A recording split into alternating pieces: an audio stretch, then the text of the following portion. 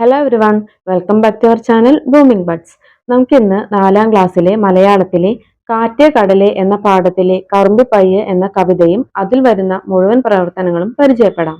പാഠത്തിലേക്ക് പോകുന്നതിന് മുൻപ് ആദ്യമായിട്ട് ഈ ചാനൽ കാണുന്നവരാണെങ്കിലും ഇനിയും സബ്സ്ക്രൈബ് ചെയ്യാത്തവരുണ്ടെങ്കിലും ഒന്ന് സബ്സ്ക്രൈബ് ചെയ്യണേ. അതുപോലെ ലൈക്ക് ചെയ്യാനും മാക്സിമം കൂട്ടുകാരിലേക്ക് ഷെയർ ചെയ്ത് സപ്പോർട്ട് ചെയ്യാനും മറക്കരുത്. പ്രകൃതിയുമായി ബന്ധപ്പെട്ട കാര്യങ്ങളാണ് നമ്മൾ ഈ പാഠത്തിലൂടെ പഠിച്ചുകൊണ്ടിരിക്കുന്നത്. കാറ്റ് പറഞ്ഞത് എന്ന കവിതയും കുട്ടിയുടെ പുഴ എന്ന കഥയും പ്രകൃതിയുമായി ബന്ധപ്പെട്ടവയാണ്.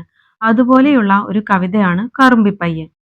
കുട്ടിയുടെ പുഴ എന്ന കഥയിൽ നോട്ട് പുസ്തകത്തിലെ വരയാണ് പുഴയായി മാറിയത്. എന്നാൽ ഈ കവിതയിൽ സംഭവിക്കുന്നത് നോക്കൂ. കറുമ്പിപ്പയ്യ്. ഈ ചെറു നെൽവിത്തിലൊരു കൊച്ചു പൈക്കുട്ടിയുണ്ടതിനുച്ചയ്ക്കെല്ലാം നിശ്ചലമായി കിടന്നുറക്കം. തച്ചു വലിച്ചിഴച്ചാലും ഉണരുകില്ലയോ പാവം, ഒച്ചയിട്ടു കരയാനും വശമില്ലല്ലോ. ഇതിൻ തള്ള മേയുന്നുണ്ടാം കടൽക്കരകളിലെങ്ങോ, കറുമ്പിയാം അവൾക്കെന്തു കുറുമ്പാണെന്നോ. വിളിച്ചാൽ വരില്ല, മെല്ലെ തെളിച്ചാൽ വാലുമുയർത്തി കുതിച്ചോടി കുന്നിൻ മോളിൽ കളിച്ചു നിൽക്കും. എങ്കിലും ഈ കുഞ്ഞുണർന്നു നിശബ്ദമായി അമറുമ്പോൾ എങ്ങു നിന്നോ കേൾക്കാം ഉമ്പാവിളികളാദ്യം. കനത്തൊരകിടുമായി കടന്നു വരുമതിന്റെ കിതപ്പാണി പ്രപഞ്ചത്തിൻ പ്രസക്ത താളം. ഇടശ്ശേരി കവിതകൾ ഇടശ്ശേരി.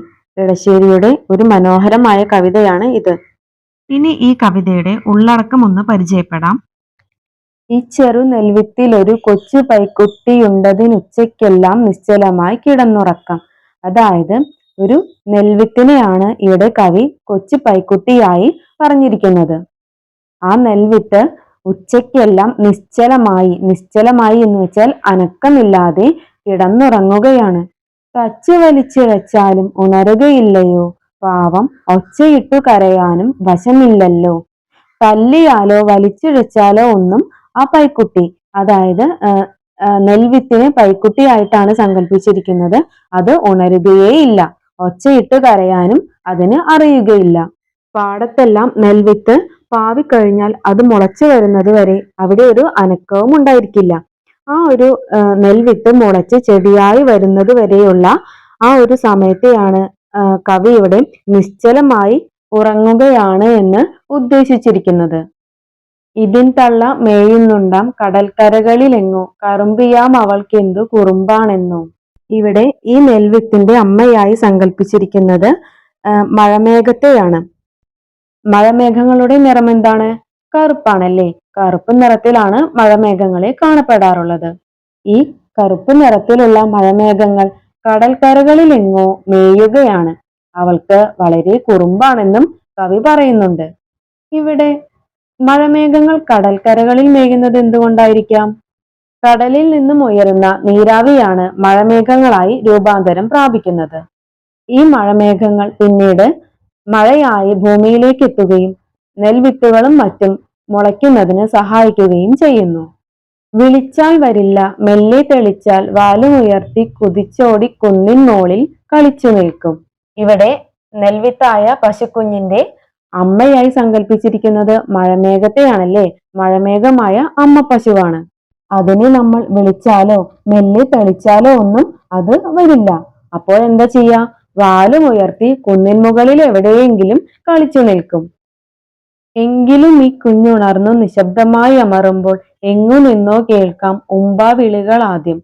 കനത്തൊരകിടുമായി കടന്നു വരുമതിന്റെ കിതപ്പാണി പ്രപഞ്ചത്തിൻ പ്രസക്ത താളം. പശുക്കുഞ്ഞ് ഉറക്കത്തിൽ നിന്നും ഉണർന്ന് നിശബ്ദമായി കരയുമ്പോൾ അതിന്റെ അമ്മ പശു അത് കേട്ട് ഉമ്പ എന്ന വിളികളുമായി ഓടിയെത്തും. അതായത് നെൽവിത്ത് മുളയ്ക്കാറാകുമ്പോൾ അതിന് വെള്ളം ആവശ്യമാണല്ലേ. അപ്പോൾ അതിനായി അത് നിശബ്ദമായി മണ്ണിനടിയിൽ നിന്ന് കരയുകയും ആ കരച്ചിൽ മഴമേഘങ്ങൾ കേൾക്കുകയും ഉമ്പാവിളികളോടെ എങ്ങോ നിന്നോ ഓടിയെത്തുകയും ചെയ്യുന്നു. ഇവിടെ ഉമ്പാവിളി എന്ന് ഉദ്ദേശിച്ചിരിക്കുന്നത് മഴ പെയ്യുന്നതിന് മുൻപേയുള്ള ഇടിയും മിന്നലും ആ മഴയുടെ ഇരമ്പലിനെയുമാണ് ഉമ്പാവിളികൾ ആദ്യം എന്നതുകൊണ്ട് ഉദ്ദേശിച്ചിരിക്കുന്നത്. കനത്തൊരകിടുമായി കടന്നു വരും അതിന്റെ കിതപ്പാണി പ്രപഞ്ചത്തിൻ പ്രസക്ത താളം. പശുക്കിടാങ്ങളുടെ വിശപ്പകറ്റുന്നത് അമ്മ പശുവിന്റെ അകിടിൽ നിന്നും ചുരത്തുന്ന പാലാണല്ലേ. അതുപോലെ ഇവിടെ നെൽവിത്തിന്റെ ദാഹം അകറ്റുന്നത് കനത്തു കിടക്കുന്ന കാർമേഘങ്ങളാണ്. ആ കാർമേഘങ്ങളിൽ നിറയെ എന്താണ്? മഴത്തുള്ളികളാണ്. അതിനെയാണ് കനത്തൊരകിടുമായി എന്നതുകൊണ്ട് അർത്ഥമാക്കുന്നത്. കാർമേഘങ്ങൾ മഴയായി ഭൂമിയിൽ എത്തുകയും നെൽവിത്തിന്റെ ദാഹം അകറ്റി അവയെ മുളയ്ക്കാൻ സഹായിക്കുകയും ചെയ്യുന്നു. ചെടികൾക്കും മരങ്ങൾക്കും വിത്തുകൾക്കുമെല്ലാം നന്നായി വളരണമെങ്കിൽ എന്താണ്? മഴ ആവശ്യമാണല്ലേ? അതിനാൽ നമ്മുടെ പ്രപഞ്ചത്തിന്റെ പ്രസക്തമായ താളമാണ് മഴ. അപ്പോൾ ഈ കവിതയിൽ കുഞ്ഞായി നെൽവിത്തിനെയും ആ കുഞ്ഞിന്റെ അമ്മയായി കാർമേഘത്തെയും സങ്കല്പിച്ചിരിക്കുന്നു. ഇനി നമുക്ക് ഈ കവിതയിലെ പ്രവർത്തനങ്ങൾ പരിചയപ്പെടാം. കവിതയിൽ ഒരു കുഞ്ഞും അമ്മയും ഉണ്ടല്ലോ. ആരാണ് ഇവിടെ കുഞ്ഞ്, ആരാണ് അമ്മ? കവിതയിൽ കുഞ്ഞായി സങ്കല്പിച്ചിരിക്കുന്നത് നെൽവിത്തിനെയും അമ്മയായി സങ്കല്പിച്ചിരിക്കുന്നത് കാർമേഘത്തെയുമാണ്. അടുത്ത ചോദ്യം, കുഞ്ഞ് ഉറങ്ങിക്കിടക്കുകയാണെന്ന് പറയുന്നത് എന്തുകൊണ്ടാണ്? കുഞ്ഞുങ്ങൾ ഉറങ്ങിക്കിടക്കുമ്പോൾ ഒച്ചയും അനക്കവും ഇല്ലാത്തതുപോലെയാണ് നെൽവിത്ത് മണ്ണിനടിയിൽ ഉറങ്ങിക്കിടക്കുന്നത്.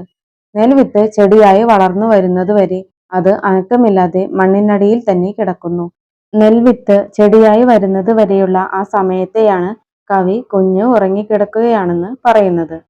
അടുത്ത ചോദ്യം, കടൽക്കരയിൽ മേയുന്ന കറുമ്പിപ്പയ്യ് അമ്മയെപ്പറ്റി കവി ഇങ്ങനെ പറയാൻ കാരണമെന്ത്? കടലിൽ നിന്നുയരുന്ന നീരാവിയാണ് മഴമേഘങ്ങളായി രൂപാന്തരം പ്രാപിക്കുന്നത്. മഴമേഘങ്ങൾ സാധാരണ മേഘങ്ങളെ പോലെയല്ല, ഇരുണ്ട് കറുത്ത നിറത്തിലാണ് കാണപ്പെടാറുള്ളത്. ഈ മഴമേഘങ്ങളെ കവി അമ്മയായി സങ്കല്പിക്കുകയും അവയെ കടൽക്കരയിൽ മേയുന്ന കറുമ്പിപ്പയ്യ് എന്ന് വിശേഷിപ്പിക്കുകയും ചെയ്യുന്നു. അടുത്ത ചോദ്യം, എങ്ങു നിന്നോ കേൾക്കാം ഉമ്പാവിളികൾ ആദ്യം. എന്താണ് ഉമ്പാവിളി? എന്തിനാണ് ഇങ്ങനെ വിളിക്കുന്നത്? കവിതയിൽ നെൽവിത്തിനെ കുഞ്ഞായും മഴമേഘത്തെ അമ്മ പശുവായും സങ്കല്പിച്ചിരിക്കുന്നു. കുഞ്ഞുങ്ങൾ ഉറക്കത്തിൽ നിന്നും എഴുന്നേൽക്കുമ്പോൾ പാലിനായി അമ്മയെ വിളിച്ച് കരയുന്നത് പോലെ നെൽവിത്ത് മണ്ണിൽ നിന്നും ഉണരുമ്പോൾ വെള്ളത്തിനായി അമ്മ പശുവായ മഴമേഘത്തെ വിളിച്ച് കരയുന്നതായി കവി പറയുന്നു. നെൽവിത്ത് മുളയ്ക്കാൻ വെള്ളം ആവശ്യമാണ്. വെള്ളത്തിനായി നെൽവിത്ത് നിശബ്ദമായി അമറുന്നു. അത് കേൾക്കുന്ന അമ്മ പശുവായ മഴമേഘം കാറ്റിന്റെയും ഇടിയുടെയും അകമ്പടിയോടെ ശബ്ദമുണ്ടാക്കി പുതുമഴയായി വന്നെത്തുന്നു. ഈ ശബ്ദത്തെയാണ് ഉമ്പാവിളികളായി കവി പറയുന്നത്. അടുത്ത ചോദ്യം, കറുമ്പിപ്പയ്യ് കവിതയിലെ വരികളെ വാക്യങ്ങളാക്കി എഴുതൂ.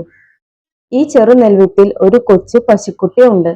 ഉച്ചയ്ക്കെല്ലാം അത് കിടന്നുറങ്ങും. അടിച്ചു വലിച്ചിഴച്ചാലും അത് ഉണരുകയില്ല. പാവം, അതിന് ഒച്ചയിട്ട് കരയാനും വശമില്ല. അതിന്റെ അമ്മ പശു കടൽക്കരകളിൽ എങ്ങോ മേയുന്നുണ്ടാകാം. കറുത്ത നിറമുള്ള അവൾക്ക് എന്ത് കുറുമ്പാണെന്നോ. വിളിച്ചാൽ അവൾ വരില്ല. മെല്ലെ തെളിച്ചാൽ അവൾ വാൽ ഉയർത്തി കുതിച്ചോടി കുന്നിന്റെ മുകളിൽ കളിച്ചു നിൽക്കും. എങ്കിലും ഈ കുഞ്ഞു നിശബ്ദമായി ഉണർന്നു വിളിക്കുമ്പോൾ എവിടെ നിന്നോ ഉമ്പാവിളികൾ ആദ്യം കേൾക്കാം. കനത്ത അകിടുമായി കടന്നു വരുന്ന അതിന്റെ കിതപ്പാണ് ഈ പ്രപഞ്ചത്തിന്റെ പ്രധാനപ്പെട്ട താളം. അടുത്ത ചോദ്യം, വേനൽക്കാലം കഴിഞ്ഞാർത്തു വേഗമെത്തിയ കാർമുകിൽ വിട്ട നീർത്തുള്ളി വന്നെന്നെ വിളിച്ചു മധുരസ്വരം. ജി ശങ്കരക്കുറുപ്പ്. ജി ശങ്കരക്കുറുപ്പ് കവിതയിൽ സൂചിപ്പിച്ച കാര്യങ്ങൾ ചിത്രത്തിൽ കടന്നു വരുന്നതെങ്ങനെയാണ്? ഈ വരികളുമായി ബന്ധപ്പെട്ടത് തന്നെയാണോ ഈ ചിത്രത്തിലുള്ളത് എന്ന് നമുക്കൊന്ന് പരിശോധിച്ച് നോക്കാം. വേനൽക്കാലം കഴിഞ്ഞെത്തുന്ന മഴത്തുള്ളികളെയും ആ മഴത്തുള്ളികൾ ഉണർത്തുന്ന ചെടികളെയുമാണ് ഈ കവിതയിൽ പറയുന്നത്. അപ്പോൾ ഈ ചിത്രത്തിൽ നമുക്ക് മഴത്തുള്ളികളെയും മഴത്തുള്ളികൾ ഉണർത്തുന്ന ചെടികളെയും എല്ലാം കാണാം അല്ലേ? ജി ശങ്കരക്കുറുപ്പിന്റെ കവിതയിൽ വേനൽക്കാലം കഴിഞ്ഞ് കാർമേഘം മഴത്തുള്ളികളായി വരുന്നതിനെ കുറിച്ചാണ് പറയുന്നത്. ചിത്രത്തിൽ മഴത്തുള്ളിയും താഴെ ഒരു വിത്തും കാണാം. മഴയുടെ വരവ് വിത്തിനെ ഉണർത്തുന്നു എന്നതാണ് ചിത്രത്തിന്റെ ആശയം. ഈ ചിത്രം കവിതയിലെ ആശയവുമായി ബന്ധപ്പെട്ടിരിക്കുന്നു.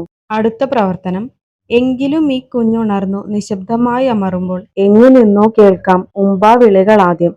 ജിയുടെ വരികളും ഈ കവിതയിലെ വരികളും തമ്മിൽ താരതമ്യം ചെയ്യൂ. കണ്ടെത്തിയ കാര്യങ്ങൾ പറയൂ.